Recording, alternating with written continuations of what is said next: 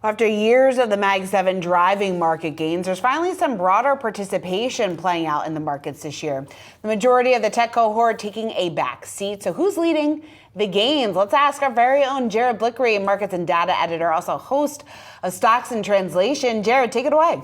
Thank you, Seana. I got a really big number for you, $55 trillion. That is the total size of the S&P 500 market cap. What's market cap? It's total shares of a company multiplied by its stock price. You add all that up and you get $55 trillion, and that is up $2.2 trillion from the end of last year. And here's how it breaks down sector-wise. There are five sectors here, and you can see we actually have six more on this page. They're quite a bit different here, but I'll go through them and just tell you the biggest one, which we're going to take a look at today in depth, is financials. That's up over $537 billion.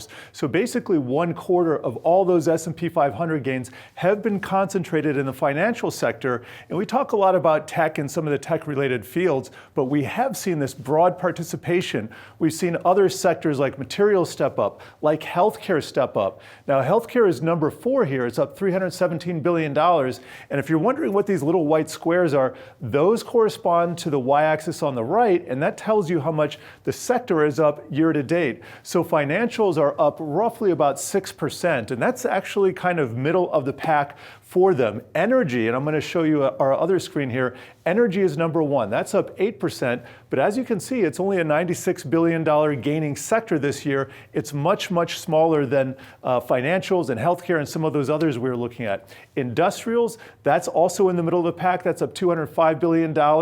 And another standout here is consumer discretionary. Now, that is a huge sector market cap-wise, but it's basically flat this year. It's only up $25 billion and has a flat return. And why is that? That's a Tesla story. So they also have Amazon in there, and Amazon, I believe, has been gaining, but the Mag 7 have just not been contributing a lot outside of Meta. One more note here before I move on. Meta is part of communication services. I was talking about that earlier. In third place here in terms of market cap gains, and number 2 in terms of return. That has Meta and Alphabet, and that has just been a huge story recently, even though Meta just came off and had a couple of bad days.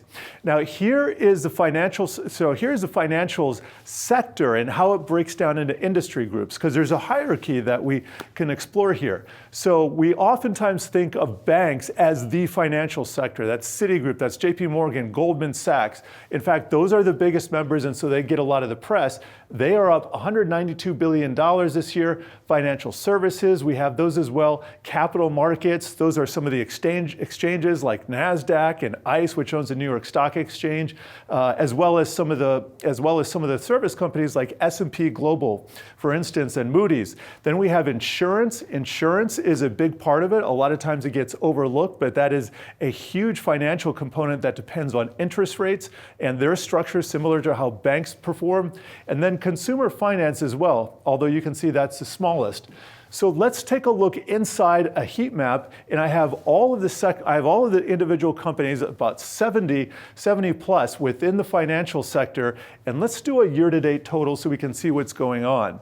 What you're going to notice is, and this might take a minute because we got a lot of tickers in here, there we go. You're not going to see a lot of high flyers. If I sort by performance, the highest flying member, that's Citigroup. That's one of the big banks. That is up 16%, and that doesn't compare to some of the high double-digit gains we're seeing in some of the flashier parts of the market, but financials tend to be a lot steadier. And when we have a business cycle, the way we are in right now with the Fed lowering rates and an expected growth of the economy without a recession, that is an environment in which financials can thrive.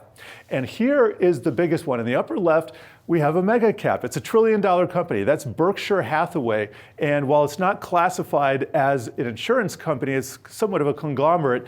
It is definitely the biggest among this group. Then second, we have JP Morgan. That's up 12% this year. MasterCard and Visa, those used to be classified as tech companies in the GIC standard, but those are now financial, so you see those there.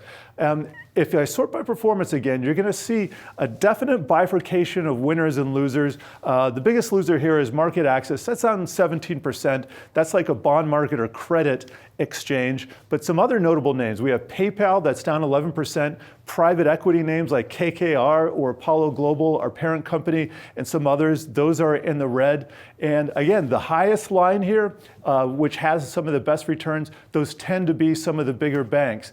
And with those, I would also throw in PGR, that's Progressive, that's up 11.8%. BlackRock is up 14%. So the list goes on. But I think if you take a look at the sector action year to date, I'm going to close on this. You're going to see financials have kind of surprised, and along with some of the other offerings that we have, and there's financials kind of the middle of the pack as we were talking about. Not the high-flying communication services, up 8%, home to Meta and Alphabet, but there's a lot of green in this space, and there's a lot to choose from. And I think that's the bottom line. Finally, in 2025, we have a lot of choices in the market which are doing well. Back to you guys.